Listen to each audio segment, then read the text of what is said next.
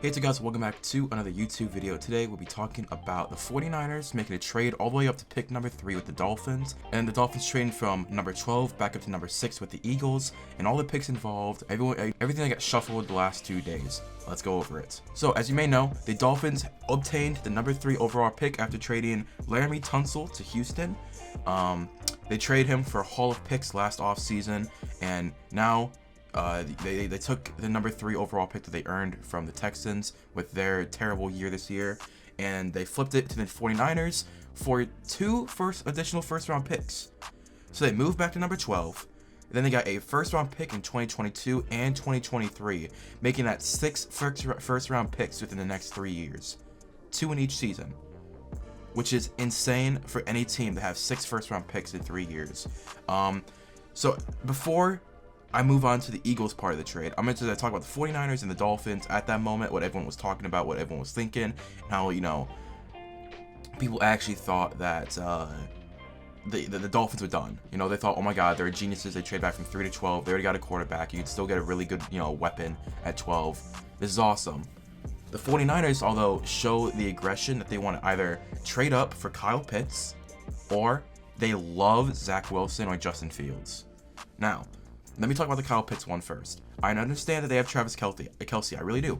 I understand that Travis Kelce is one of, if not the best tight end in the game. I understand that. But what to remember is that 2 tight ends of that caliber, no linebacker core can stop. And Kyle Pitts is not even just a tight end. He is a tight end, a slot receiver, and an outside receiver all in one. He is fast. He has a major catch radius. And he is, physical. He's tall, built good, big and strong. Kyle Pitts is no joke. He's gonna be the number 1 weapon off the board, if not Jamar Chase. Kyle Pitts, in that system with with George Kittle would be insane. You could still have Brandon Ayuk at outside receiver. You could still have any other wide receiver that you want to draft or have drafted in the last couple of years. I don't really know any 49ers receivers besides Brandon Ayuk and Kendrick Bourne, but he's now with the Patriots. I don't really know any other 49ers receivers, but if you can run a 2 tight end set, and Kyle Pitts is excellent at blocking just like George Kittle, you have a stellar offensive line, re-signing Trent Williams this offseason, keeping Mike McGlinchey, signing a pretty decent center in free agency. I can't remember his name. They did sign a decent center in free agency. This offensive line is retooled. Kyle Shanahan has the best running offensive scheme in the league. And, I don't know if they want to trade for trade for a quarterback. I don't know if that's what it was, but if they're trading up to get Kyle Pitts 100%, I love that move. People are going to say, wow, it's 3 first-round picks in total and a 3rd-round pick just to draft a tight end. The thing is, this is a generational tight end. He can block excellently. He can catch excellently. He can be a tight end, a slot receiver, and an outside receiver all in one. You can move him all over the field, shift different coverages to him, and open up another part of the field. Or you just play him as a base tight end, and he could be one of the best base tight ends in the league day one. If he stays at tight end position his entire career, like in this season, he's a tight end position only. He's gonna be a top 10 tight end. They'd have a top 2 tight end and a top 10 tight end on the same team, one on a rookie contract. So I think it's major if that is Kyle Pitts. If that's their move, I would give it an A+ this trade, because Kyle Pitts is major.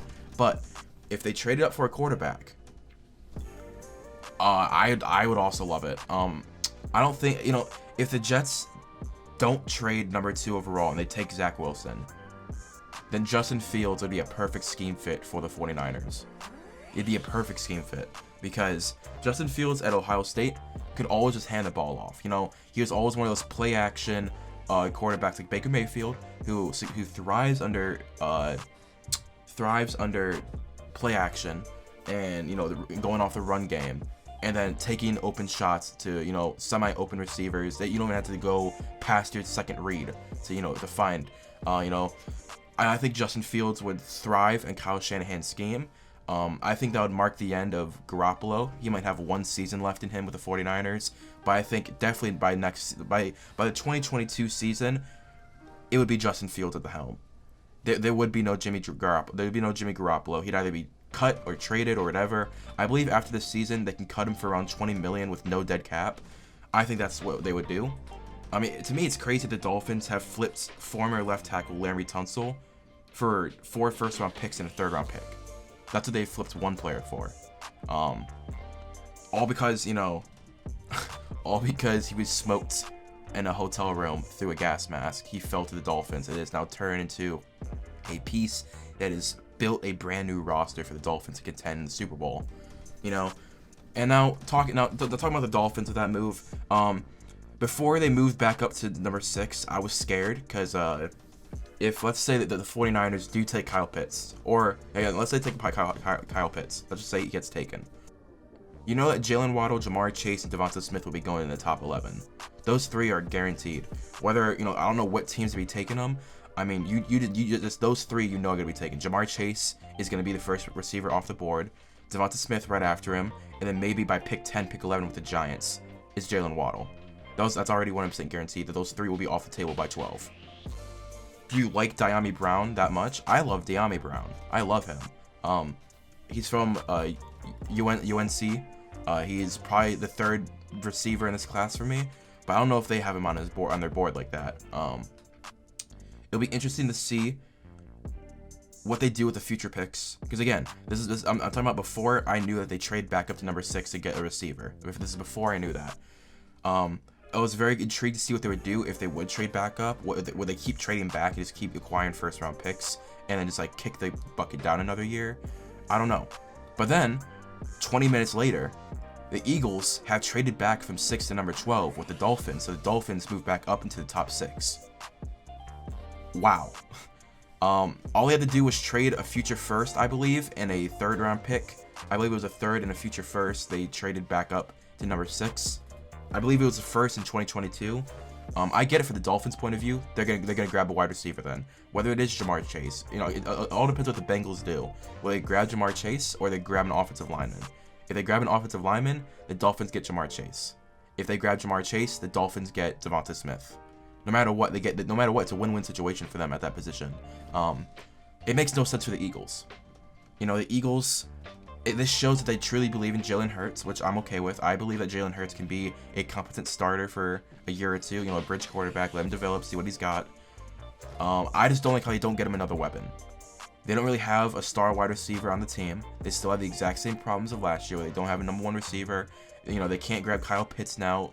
Dallas Goedert is the best tight end, which I don't really like. I think Dallas Goedert is a better number 2. So I'm worried about the Eagles and their future, just because this shows that a quarterback is out of the picture, a top 3 wide receiver is out of the picture, and Kyle Pitts is out of the picture. Who are you gonna grab? You know, you've already shown that with Howie Roseman, the incompetence of drafting the 2nd-tier wide receiver as well. You know, JJ Arcega-Whiteside, bust. Jalen Reagor so far isn't, you know, performing up to a 1st-round pick. We'll see what he does in year 2. I'm not going to judge him based off a rookie performance with, you know, Carson Wentz having his worst season as a starter and moving off to Jalen Hurts, who is a rookie who played for 5 games. I'm not going to judge him too yet. I'm not going to judge him too hastily yet. But I do worry that Jalen Hurts won't have enough weapons, and I think trading back to number 12 is a big showing to me that the Eagles aren't seeing a problem with their weapons. Now, if they grab a Dyami Brown or a Rondale Moore or a Pat Freiermuth, who's my 2nd-rated tight end, if they can grab one of those guys at 12, cool. I would rather them grab a Rashawn Slater type. There's a Twitter user I follow, Baker Mayfield Simp, Baker Mayfield Simp for life. He's really loving Rashawn Slater. I've talked to him about it. I'm like, hey, you know, why do you see Rashawn Slater is better than Penei Sewell? And, you know, he's just, you know, from what I hear, he has a better foundation. He uses his strength better, and he's going up against better college talent compared to Penei Sewell. You know, the college talent that he went up against was going to be 1st-round picks. And, you know, they were like Kwity Paye, Gregory Rousseau, you know, all these 1st-rounders that we know are gonna go in the 1st round. He's gone up against and didn't let up a sack. He has strong foundation, so I think he can be better. And I'm like, oh, okay, well, you know, I'll start rising him up my board a little bit, and then I see, you know, the national media starts to catch on. There was Rashawn Slater. It could go right after Penei Sewell or before him. So if Penei Sewell's still there for the Eagles, I'm all for it. pair him up with the first rounder you had a couple years ago, and see what you can do with that offensive line. Protect Jalen Hurts as much as you can. But I just don't like the move for the Eagles in that part. I love it for the Dolphins. They're gonna get a receiver then. This puts them perfectly in, they either get Jamar Chase or they get Devonta Smith, which is not a bad compensation. But that's my analysis of the 3 trades. I'll be doing a mock draft of the updated draft as well. But thank you guys for watching. Hope you did enjoy. If you did, please leave a like, comment, and subscribe. If you did enjoy, hit the notification bell so you'll be notified when I post next. My link tree is in the description. All my links are down there. My Twitter, my Twitch, my TikTok. I post frequently on everything. I'm trying my best to, start something. I stream every single night on Twitch. Thank you for watching. I'll see you guys later. Peace and bye.